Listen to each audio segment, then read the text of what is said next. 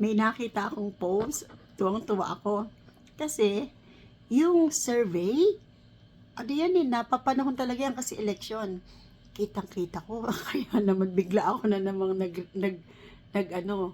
nag-video.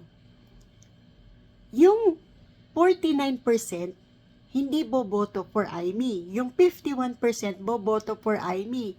Nakakatuwa kasi hindi lahat ay sarado ang mata, sarado ang tenga. Nakikita nila very useful si Senator Amy Marcos sa mga Duterte.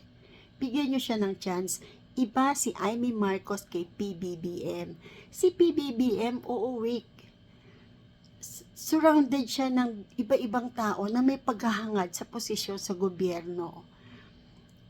Ako, alam ko at ramdam ko, hindi si PBBM ang presidente ng Pilipinas.